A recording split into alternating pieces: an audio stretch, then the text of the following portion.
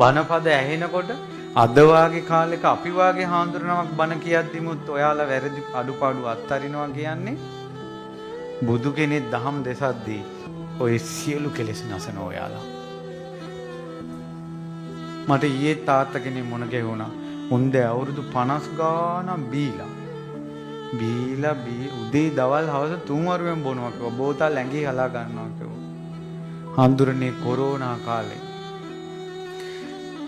මොකද්ද අපාය ගැන දිවසින් දුටු බියකරු සසර දේශනා ටික එක දිගට මං ඇහුවා.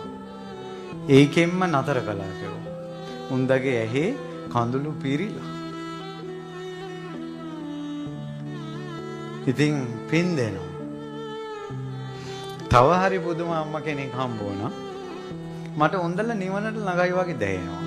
මං හිතන විදිය වැරදිද දන්නේ නැහැ. අඟුලිමාල සෑය වඳින්න ඇවිල්ලා. සෑය වඳිනවා අඬනවා. මමත් එතන හිටියා. ඊට පස්සේ මටත් වැඳ අඬනවා. පන්සලේ හාමුදුරන්ට පින් දෙනවා.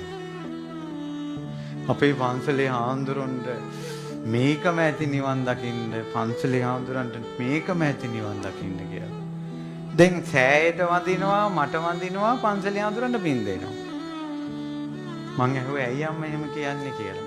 හාමුදුරනේ මං දැන් වයසයිනේ. මගේ ඇස් දෙක පේන්නේ නැතුව ගියා.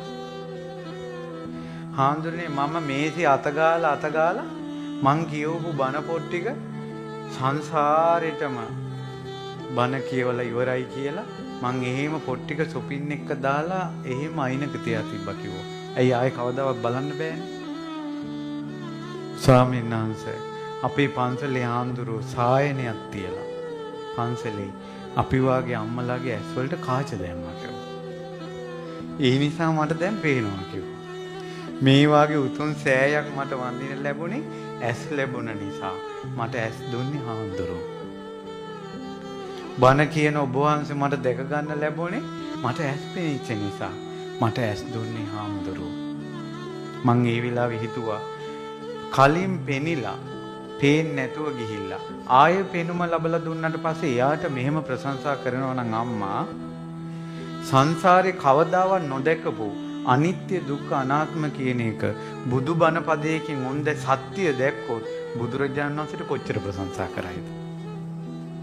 උන්ද බුදුගුණ කියයි මේ ලෝකෙ හෙල්ලෙන්න. කියනවද නැද්ද? නිවනට ළඟ මිනිස්සු. මට තප්පරේට ඒව හිතුණා.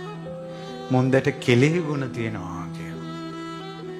හාමුදුරන්ට ඔච්චර පින් දෙන්න හිතෙන්නේ සෑය වටින නිසා. දැන් එයා දැක්කේ දරුවෝ ටික මිනි මරා ගන්නවා උන්ද දැක්කනා. ඒ ඇස් ලබා දුන්න හාමුදුරන්ට පින් දෙයිද? මේව බලන්න මොකටද මට ඇස් කියලානේ කියන්නේ නේ. හොඳ දෙයක් බලපු නිසා. උන්ද ප්‍රශංසා කළේ සැබෑවටමයි. ප්‍රශංසා කළ යුතු තැනටමයි ප්‍රශංසා කළේ.